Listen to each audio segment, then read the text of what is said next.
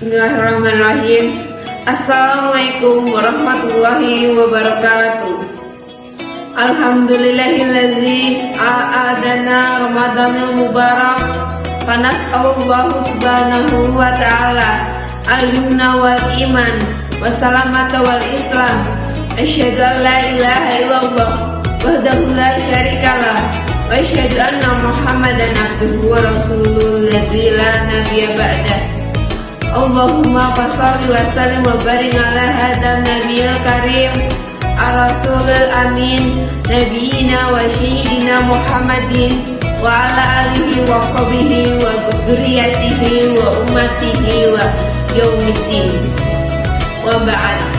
Alhamdulillah, kita sangat bersyukur di tahun ini kita masih diberi kesempatan menemui Ramadan.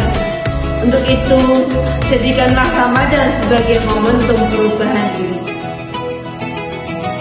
Ramadan bukan sekedar bulan ibadah, tetapi juga menjadi kesempatan emas untuk melakukan hijrah atau perubahan diri ke arah yang lebih baik.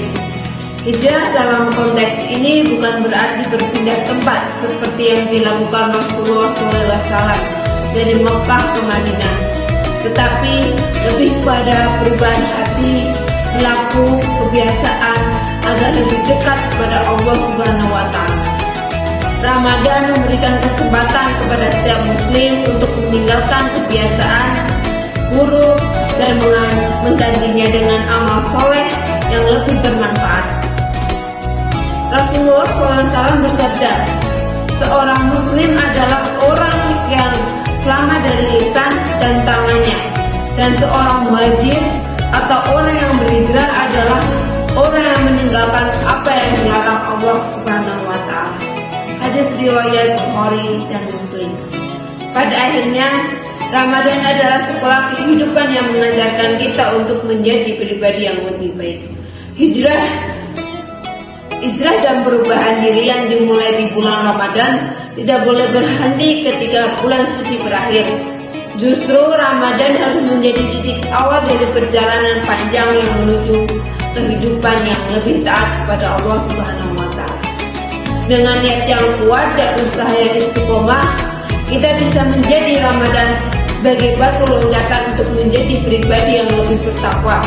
Sebagaimana tujuan utama puasa yang disebut dalam Al-Quran, wahai orang-orang yang beriman, diwajibkan atas kamu berpuasa sebagaimana diwajibkan atas orang-orang sebelum kamu agar kamu bertakwa. Quran Surat Al-Baqarah ayat 180. Momentum Ramadan juga mengajarkan kita untuk hijrah dari sifat malas menjadi pribadi yang lebih disiplin dan produktif. Bangun sahur di pagi buta, menahan diri dari hawa nafsu sepanjang hari dan meluangkan waktu untuk tilawah Al-Quran adalah bentuk latihan kedisiplinan yang luar biasa.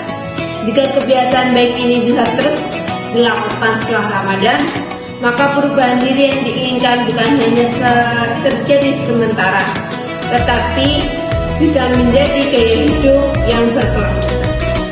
Allah Subhanahu wa Ta'ala berfirman, sungguhnya Allah tidak akan mengubah keadaan suatu kaum hingga mereka mengubah keadaan yang ada pada diri mereka sendiri. Quran Surat Ar-Ra'd ayat 11. Salah satu bentuk hijrah di bulan Ramadan adalah meninggalkan perbuatan yang sia-sia dan menggantinya dengan amal ibadah yang bermanfaat.